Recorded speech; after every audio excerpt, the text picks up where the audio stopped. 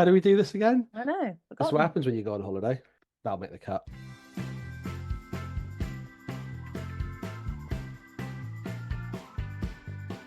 Hello, and welcome to So You Want to Get Into Politics, Adventures of a Would-Be Councillor. This is a fly on the wall podcast following the journey of my friend Craig as he enters the world of party politics for the first time.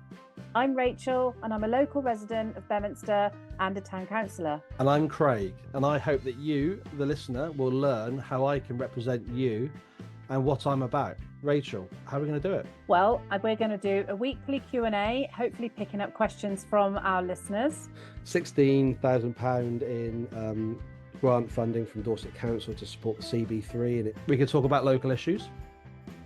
Those things, whilst really, really important, aren't relevant to the local elections because we're going to talk about the week's activities and what you've been up to. I shouldn't start getting a complex now. No, it's too late now. Yeah, but I think it's quite important that I just put a warning out that sometimes we will go off topic. We are prone at laughing at each other and generally having a bit of a good time. About me wearing a t-shirt with your face on it. And that's right. I'll have to drag it out and dust it off. So this podcast will be available each week from wherever you get your podcasts. So don't forget to subscribe, like and share to get up-to-date episodes. Hello, Rachel. Hello. Are you starting us off today, are you? Well, I thought, seeing as you haven't been around for the last, what feels like 2 weeks and left me all on my own to try and do these things, which is why to our one listener, there hasn't been a podcast in just over a week because I couldn't figure out how to do the editing. So yes. I saved you from listening just to me, and we decided that we'd wait until the expert was back. So here we are. How was your holiday? Well, quite frankly, no, it wasn't. No, it was boring. Sorry, no, listen, it was boring. You literally ran me up and said, "Craig, that was awful.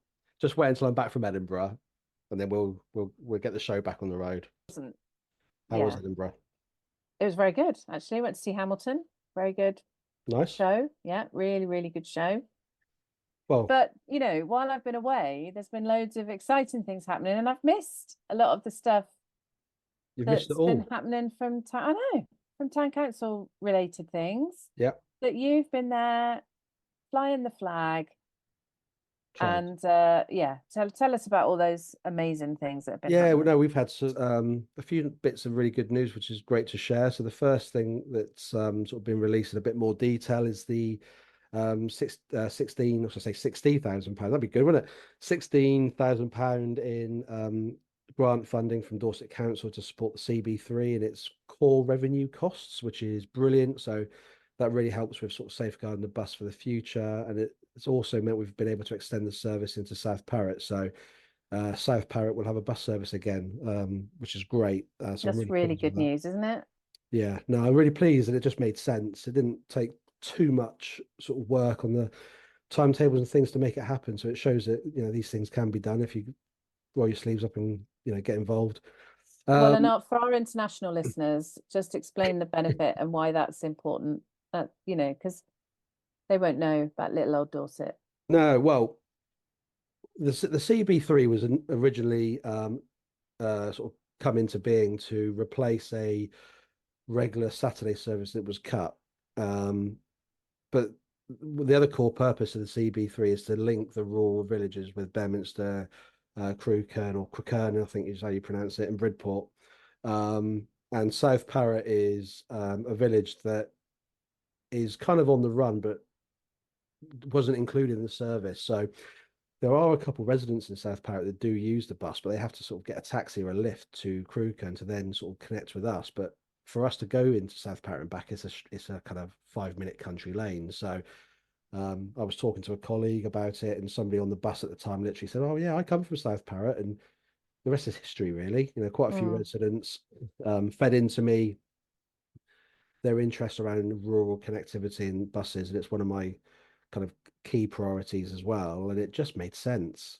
So we sort of got our heads down and see if we can make it work, and we can make it work. So it's great. It sort of shows that we can look to re-establish some rural buses, and it also helps to show that we can find ways of funding community groups, which is obviously another key thing for me as well, is looking for extra more reliable funding for groups like Pratt Bridge. So and others across Dorset, obviously, if you change a policy at Dorset level. So, no, really good news, really pleased. And hopefully, touch wood, we're hoping to have all that in place. So we'll be picking up passengers late May, I believe.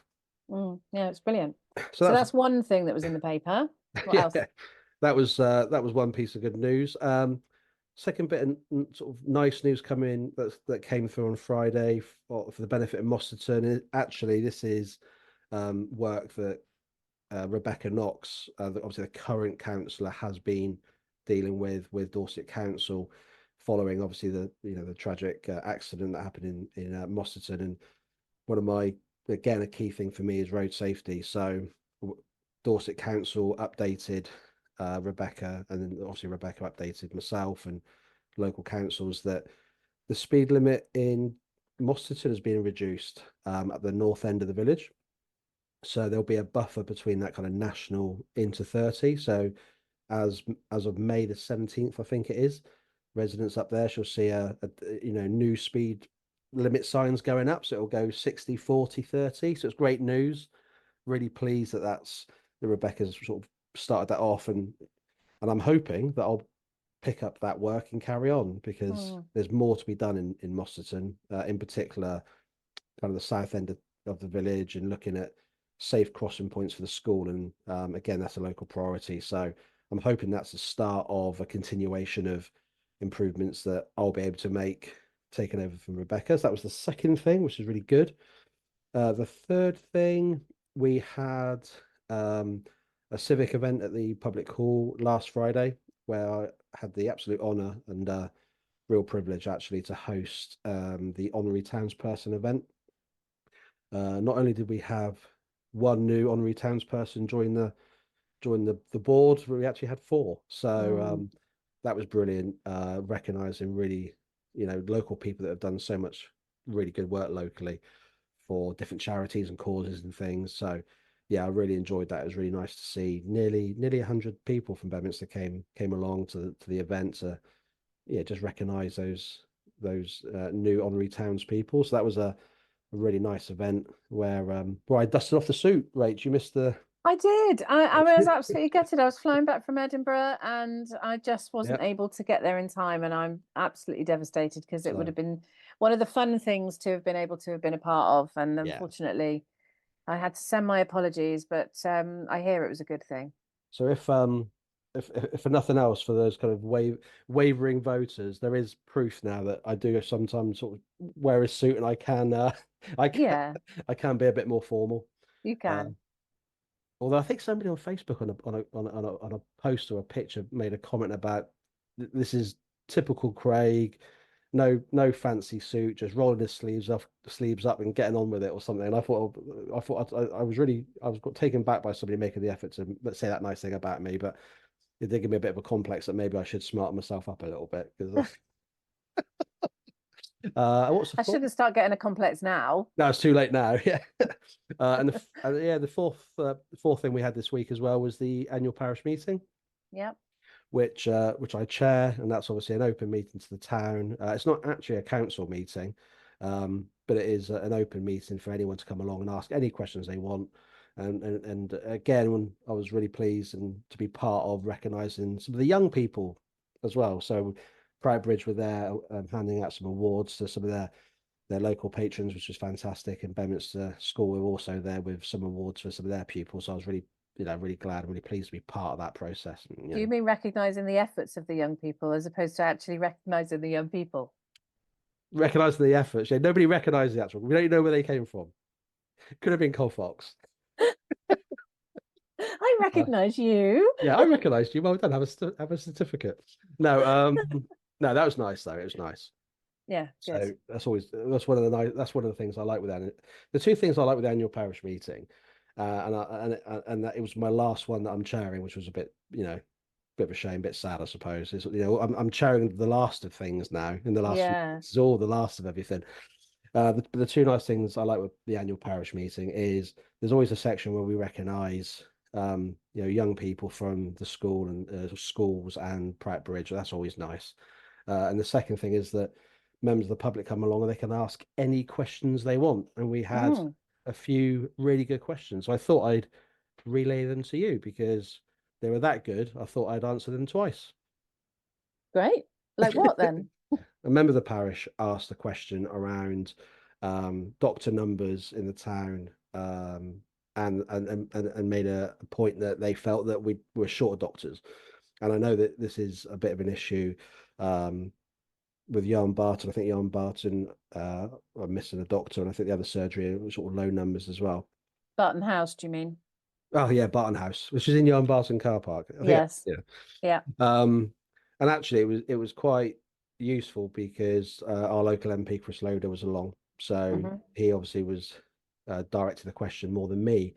And actually for me it illustrated kind of a key point in these local elections, which is um, you know funding to doctors in the NHS, pharmacies and dentists, other things that have been talked about recently within the local campaign, like sewage and our waterways.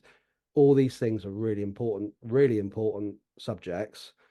I care about all of them because of the fact that I use doctors and I go to the pharmacists, and I'm trying to get dentist appointments as well. And as you know, Rachel, I spend a lot of time either down at West Bay or down in Cornwall surfing and bodyboarding. And Oliver, my eldest, is goes rowing in West Bay and all that sort of stuff. So all that stuff is really important. But it was an opportunity for the local MP to answer the question because they are also equally as importantly national issues. Mm. And it was a nice opportunity just to reaffirm the fact that in these local elections, those things, whilst really, really important, aren't relevant to the local elections because Dorset Council don't have any powers or legal kind of responsibilities, funding and otherwise, to deal with doctor surgeries and NHS funding and sewage and waterways. So it is all really important stuff, and the council has an important role to lobby representatives about them, which it already does, and I already do, and we all collectively do as residents. But it was just a nice opportunity just to, yeah, obviously people have views on them, but in terms of the local election, one of the reasons, well, the main reason I haven't talked about those issues on my sort of leaflets and my key priorities haven't featured those things is because they're not local responsibilities. So if I were to say to somebody, I'll sort out the doctor surgery,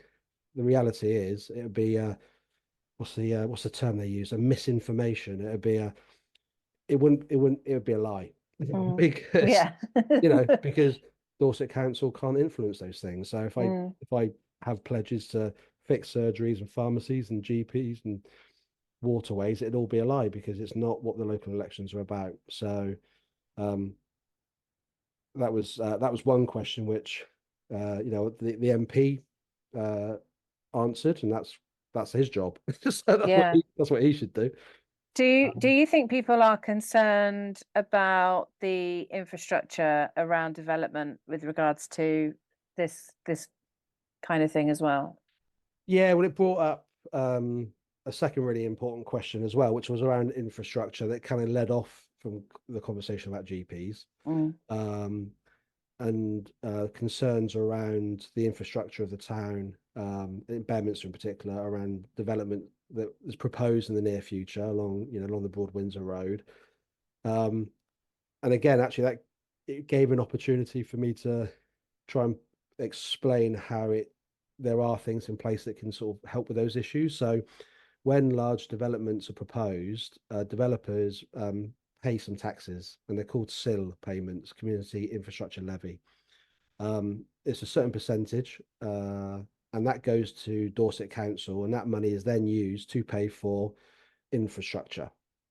So the reason that's really important is because one, it feeds into one of my key priorities around a neighbourhood plan.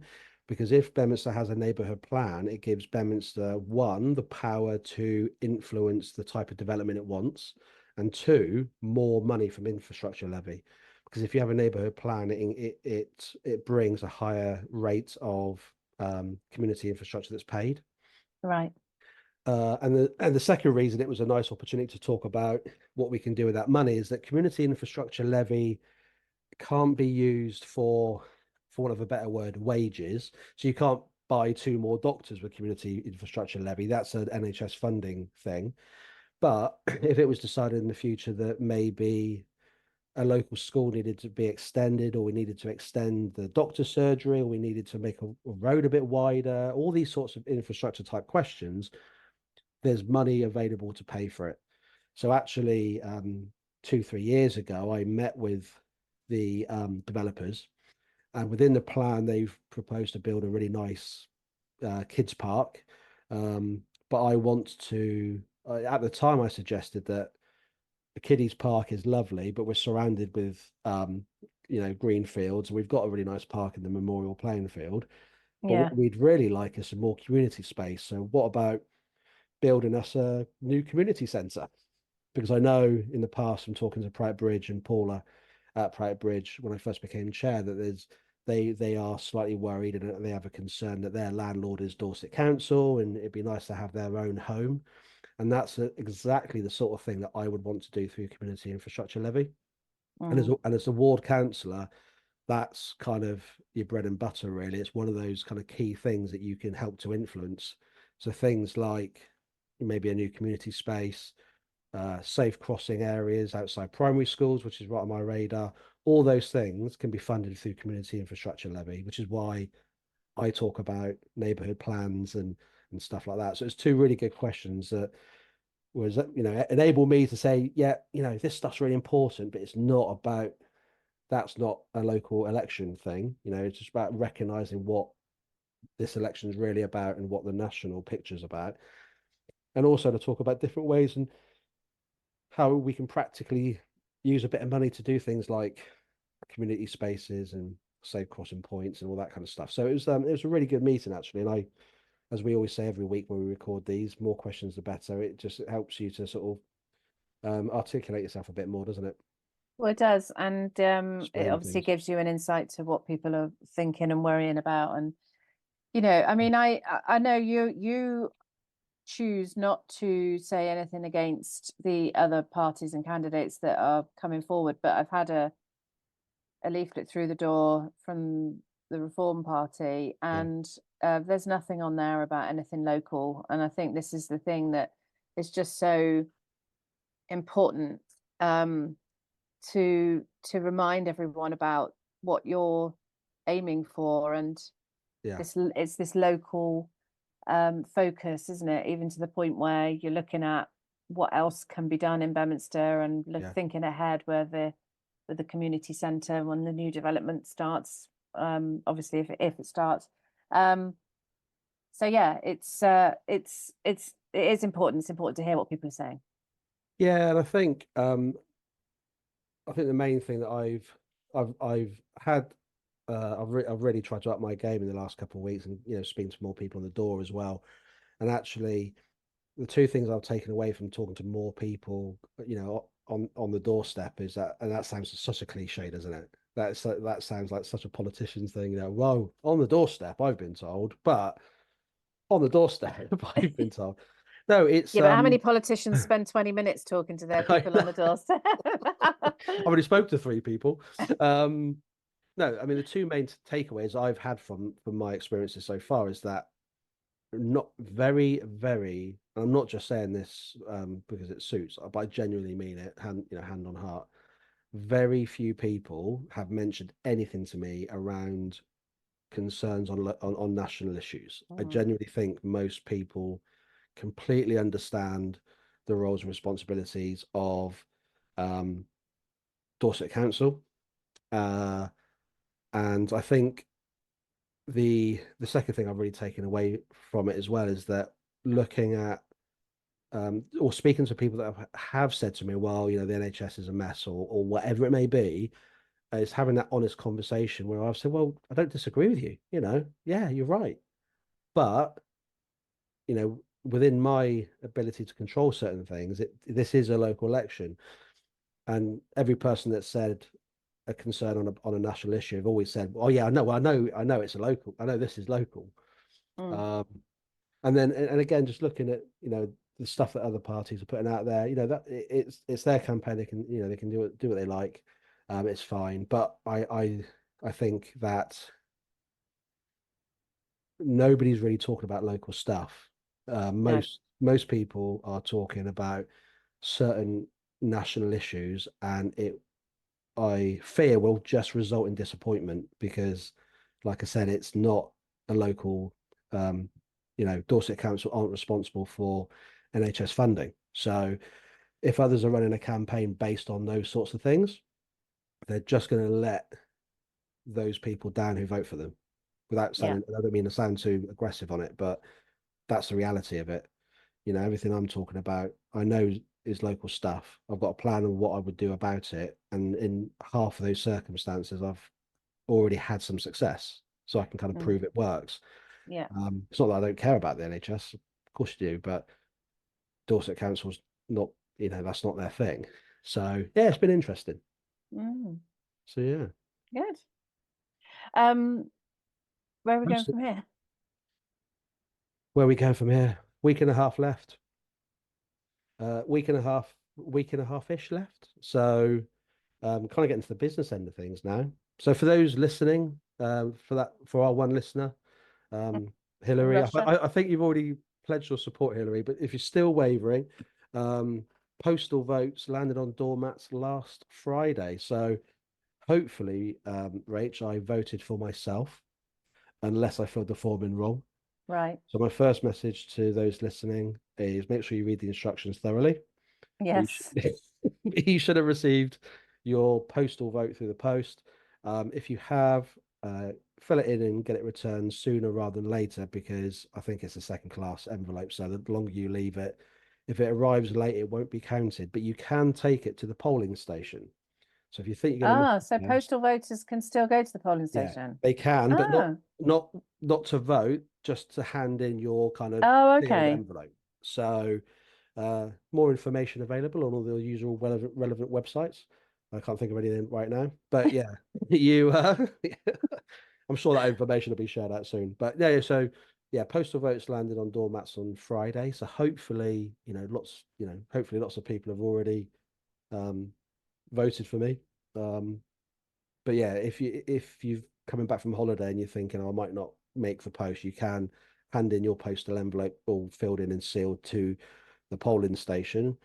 So yeah, then we're kind of on the home stretch now. Mm. 7 a.m. to 10 p.m. Bedminster Public Hall, Moston Public Hall, and the hall in South Parrot, 7 to 10. And I'm told I'll be very busy from 7 to 10. So What will you be doing? I mean, I suppose probably would have wanted to talk about this later on, but what will you be doing between 7 and 10? Because you're not allowed to be near the halls, are you? um, I don't know. No, I can. You're not allowed to have any kind of campaigning within a certain distance of the hall because obviously it can be a bit of an intimidation to voters. Yeah, because we joked Um, about me wearing a t-shirt with your face on it, and that's right. I'll have to drag it out and dust it off. um, I think really it would just be about reaching out to people that have sort of pledged their support. Going and visit people's houses, basically saying that you said you're going to vote for me. Mm. Tapping the odd watch. Come on then, get yourself down the hall. I think that's more or less the plan really. I know one of the other standard things is asking people to be tellers, which I didn't even know what that was, but a bit of a semi-interesting thing for you here, I suppose.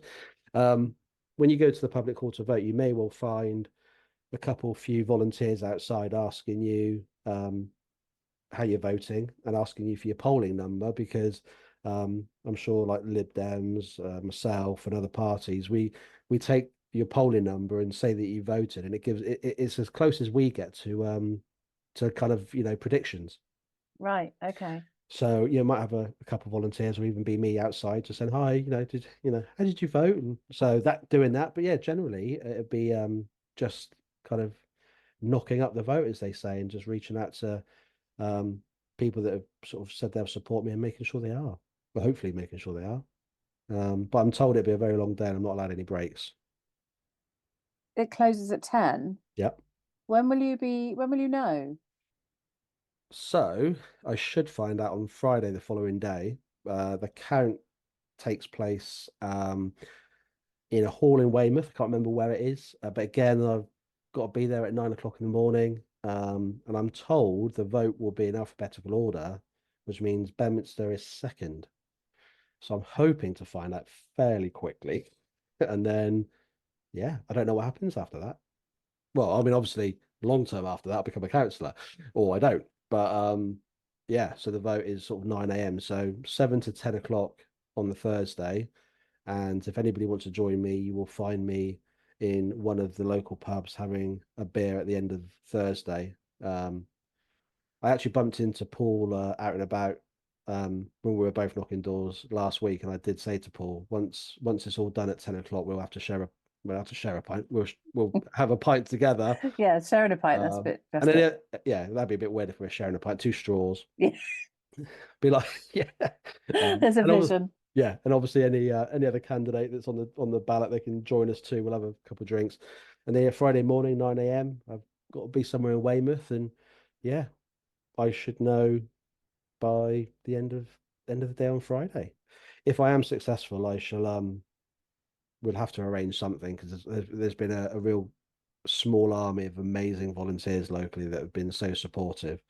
Which if you listen, which I doubt you do, but if you do listen, you know who you are. So I definitely will arrange something just to say thank you to all those that have helped me. And if I'm not successful, you'll never hear from me again. Okay, so this sounds like this might be the last podcast that we do before we know whether you are going to be ward councillor. Might be able to squeeze one in, but Yeah, what do you possibly. think? I mean, it's all getting really quite busy and frantic now. So, um, yeah, maybe we can try and get a couple more, get a couple more questions in and try and record one more before May 2nd. But if time just escapes us and I'm far too busy frantically posting leaflets and knocking those final doors, then we might run out of time. Mm, We'll have to keep the singular audience in suspense. yes. You'll have to but if we do run out of time, or if we don't run out of time, regardless, maybe we'll try and do a podcast live, or that's something on the app that we haven't tried yet. Maybe we'll try and do something on the day as well. That would be good. Just who knows what that look like, but even if it's just a bit of an update, and yeah, maybe that could be fun. We can try and do Yeah. that. Yeah, I think we should. Okay, All right. Well, it's good to awesome. hear from you. And Keep yeah, going. well, watch this space for the next however many days. It's Awesome. exciting. And if this is the last podcast for some time, thank you very much for keeping me on track. And if it's not, then we have to start. And if I am lucky, if I am fortunate enough and enough people trust me with their vote, we'll have to try and think of a new format to keep this interesting going forward. Because I'm sure people would love to hear. So you are a counsellor. What does that look like? We have to figure it Yeah. out. Yeah, that would be good. And thank you for being very open and frank and um, clear about what your objectives are. And that's what this is about, teaching someone like me who's apolitical to understand more about it. And yeah, I think it's been mutually beneficial and it's been great. Been fun, but more importantly, it's not about you. It's not about me. It's about our one listener. So to the one Yes. listener, thank you for giving us purpose. Yeah, definitely. Brilliant. Okay, Right. we'll catch up with you soon. Speak soon. So don't forget to subscribe, like, and share to get up-to-date episodes.